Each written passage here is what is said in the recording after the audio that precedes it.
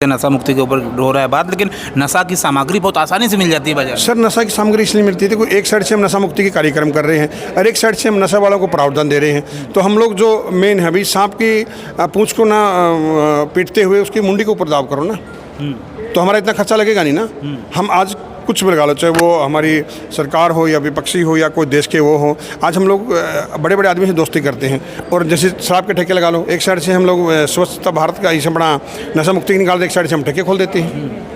खोलते ही खोलते हैं। बिल्कुल वही सवाल मैं कर रहा हूँ। मंदिर से 50 मीटर के दूर पे काशी में मैं आपको अभी वही तो बोलना चाहते हैं, किसकी गलती है जी?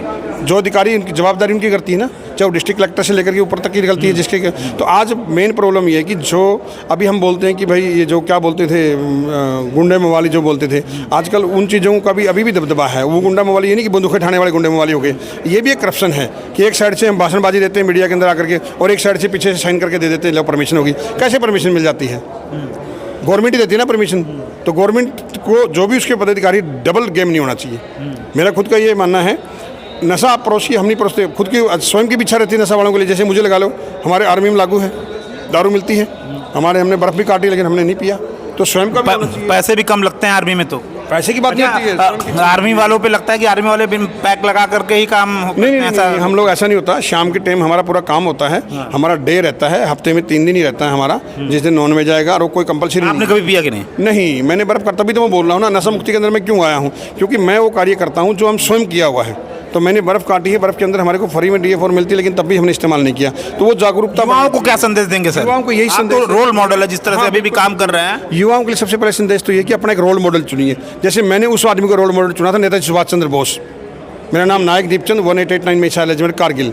3 मैंने पराक्रम में युद्ध लड़ा है। ऑपरेशन रक्षक जम्मू एंड कश्मीर के अंदर कारगिल भी युद्ध लड़ा है। उसके बाद ऑपरेशन पराक्रम के दौरान मेरा ये बम ब्लास्ट हो गया। ऑपरेशन पराक्रम आप पूरा दिखाइए। ऑपरेशन पराक्रम, इसके दौरान मेरा ये हादसा हो गया।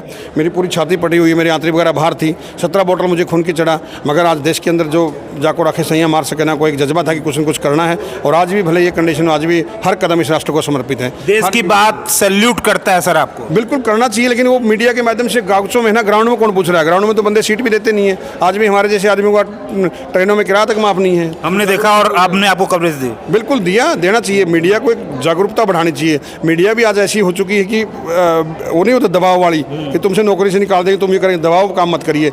उसने जन्म दिया ना, वही अपने को राशन देगा और वही मृत्यु देगा। बाकी इंसान के हाथ में नहीं। यार इंसान, एक इंसान दूसरे को मत। आज हम लोग एकजुट होना चाहिए। भारतीय सेना एक ऐसी ऑर्गेनाइजेशन है जो भिन्न भिन्न जातिवाद, प्रांतवाद, क्षेत्रवाद से आकर के मैं से हम हो जाते हैं। कभी भी वहाँ पर भेदभाव नहीं होता। फिटनेस के ऊपर लगा लो, प्रेम भाव में लगा लो। भारत को अगर देखना तो इंडियन आर्मी को ज्वाइनिंग करिए। अच्छा सर, आपसे मिल करके बड़ा अच्छा लगा। मन में एक पुराना सवाल आ गया, सीज फायर को लेकर के क्या कहेंगे? जो बार बार ट्रंप कह रहे हैं कि मैंने युद्ध रुकवा दिया भारत पाकिस्तान को, उस पर क्या कहेंगे आप? देखो, ये बड़ा राजनीतिक कारण है। अभी इसके ऊपर मैं तो यही बोलूँगा कि भाई हम तो सैनिक आदमी हैं। हमें बहुत नुकसान होता है, चाहे वो पाकिस्तान का सैनिक हो चाहे हमारा सैनिक हो। अभी ये जो नेता लोग बैठे हुए, जो दिल्ली में हो चाहे लाहौर में हो, उनके कारण युद्ध होता है, मगर हमारे तो कोई बहसबाजी नहीं ना। अभी यहाँ आपके ऊपर ये बोलता हूँ, क्रिकेटर चाहता है कि हमारी कोई दुश्मनी नहीं है, वो क्रिकेट खेलने आ जाते हैं। फिल्मी दुनिया वाला चाहता है कि फिल्मी दुनिया वाले वो पाकिस्तान वाले आ सकते हैं। क्या हम सैनिकों से बैर हैं? हर नेता अपने आप मिल के आ जाता है, तो फिर दुश्मनी किससे? हमारे से ही है। सवाल मीडिया ने सवाल किससे पूछना चाहिए? इन तीनों से पूछना चाहिए। बिल्कुल भूषण जी, हम तो पूछ रहे हैं। हाँ, लेकिन आपसे हम पूछ रहे हैं कि आपकी राय क्या है? ये सर कि देखो, सेना तो हमेशा, अभी ये आपको वर्डिंग बताता हूँ आपको, जब भी देश हारेगा गंदे राजनीति के कारण हारेगा। ये सुन लीजिए भैया, जब भी देश हारेगा गंदी राजनीति के कारण हारेगा। भारतीय सेना और भारतीय सैनिक हमेशा जिताने का काम करते हैं। ये थे हमारे साथ दीपचंद जी नायक, जिन्होंने अपने पैर तक गवा दिए, हाथ तक गवा दिए, हौसला नहीं हारे। और हम इनके जज्बे को देश की बात सलाम करता है, इन्हें सैल्यूट करता है। देश की बात के लिए दीपचंद जी के साथ जितेंद्र यादव, धन्यवाद।